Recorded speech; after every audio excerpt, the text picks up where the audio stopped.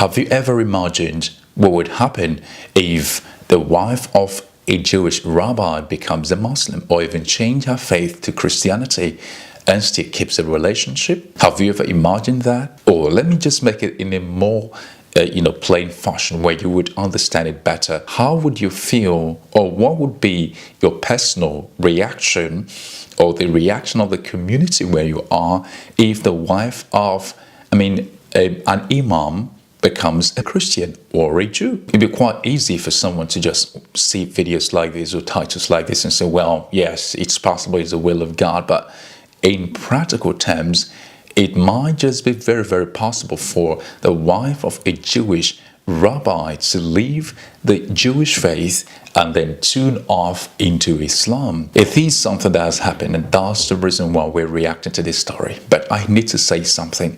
Taking such risky step is really, really fraught with a lot of challenges, apart from the fact that the community and the husband might decide to end the marriage depending on the level of tolerance to interfaith relationship, or that the situation might just snowball to where the husband might decide to arrest a woman or lock her up or do any other things that are dangerous, guys. So in today's video, we want to look at a very amazing story, a story that calls us to support reverts, people who took very dangerous steps in order to become Muslims. It is a call for all the Muslim community to, when we see these people contribute, like both in emotional terms, in financial terms, in encouragement terms, to their growth and development, because it's not easy.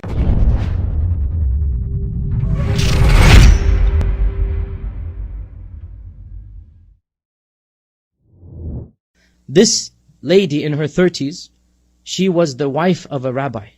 She decided to convert to Islam after reading it on her own, studying it and whatnot. Her husband, when he found out, of course, divorced her, threatened her, and then took them to court that my wife is mentally insane and she has to be deprived of her children. She had 3 children.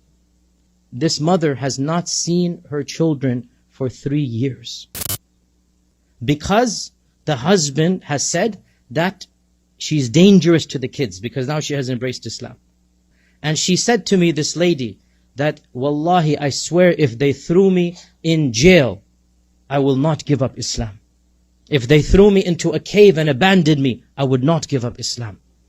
She voluntarily gave up her 3 children. She did not lie for Allah subhanahu wa ta'ala. She did not say an untruth. She just said, I'm a Muslim. Such kind of faith is really rare in our modern world now, because people are not more strong. That very deep sense of religiosity and connection to God is really absent. People are more materialistic right now, so people don't really care about it. So if something that would deprive them of some material comfort, of some very immediate comfort or temporal ones, well, they would go against it. So the faith of this lady is very, very serious. The faith is saintly. Now, there are reasons why this might happen. It's because people don't really pay attention to videos like this or stories like this. You know why? Because they think it's not possible. But it is. It can happen on the both sides. A Muslim woman can decide to become a Jew. You know why? Because she might be sensing a sense of hypocrisy in the Islamic faith, and that will be typified by the person who is professing it and who she lives with. For example, an imam who lives a wayward life, or a Muslim who doesn't pray 5 times and doesn't live according to the Islamic tenet, has a high chances of people leaving him or disagreeing with his faith because of his behavior, because your behavior and the way you see things matters a lot in your dawah to people. Your behavior can be a dawah on its own. So but when these are lacking, people might start looking for alternative. Another explanation to this is maybe the woman wanted to leave the marriage and she was looking for ways to do so, and she understands that the only way she can do it is by changing her faith, predicting accurately the reaction of the husband. He did it. There was a divorce. And so, but for me, I don't encourage a divorce for the sake of accepting a religion. I don't know, but that was my own opinion. And because of that, they took her children away from her. Here we are, we cannot even give up our sins, brothers and sisters. We cannot give up anything for Islam. But here is a lady, and she did not even grow up in a Muslim household. And she told me, if they throw me in jail or they throw me into a cave and abandon me, I will not give up Islam. And you hear these stories from Bilal ibn Rabah, and I'm not comparing, astaghfirullah, this to that, but we've kind of sort of lost that level of iman in our Muslim societies. When's the last time you met somebody with that level of iman? We've kind of lost that persecution iman. But to meet these people in the very land that we know is the land of Mahshar and the land of Ard al-Mubarak, to meet the people, and they said to me, their families don't just view them as converts, their families view them as traitors. They have left the society and they have nowhere to go. They're being taken care of by poor Muslims here and there, and they're giving up their society, their luxury, their life, and in this case their children, for the sake of Allah subhanahu wa ta'ala. Well, this is an amazing story. I think the story was geared towards, informing and educating people about the reason why everybody have that saintly mentality, that persecution mentality. Because in our modern world, what people interpret as religion is men are an easygoing one. The early people that brought this religion and preserved it for us till date never saw it as a bed of roses. Most of them struggled both internally and outwardly to ensure that this faith is preserved. Some carried the Quran to different places. Some wrote the Quran, some wrote the Bible, some transcribed it, some preserved it, some ensured that it never got lost, and a couple of other things. And that's the reason why we have the faith today.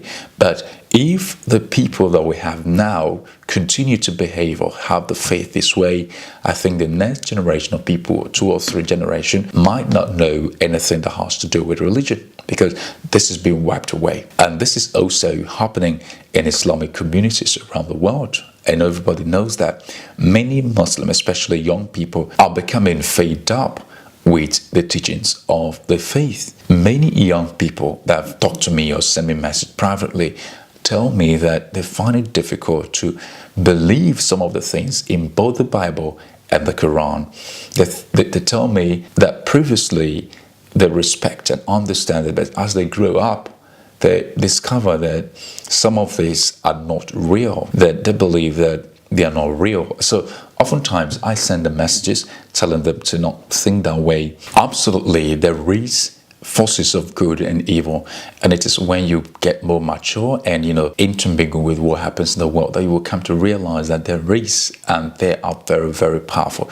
There are demons and there are angels, and we have to put that into perspective. You can't see them, you can feel them walking around you, but they exist and they operate in their own stead, while the demons act in order to drive you away from the love of God, to bring you to false teachings, to bring you to falsehood and whatever. The angels of God guide your path in accordance with the will and desire of God. They're your companion, and they can help you achieve your objective through prayer, through constant fasting, through staying away from evil, from sin, and other things that could make you unwell in the presence of the divine. Well, guys, I really appreciate this video. There's a lesson for us that we should have the mentality to suffer for what we believe in. That's what proves what we believe in to be true. Until next time, Assalamu alaikum.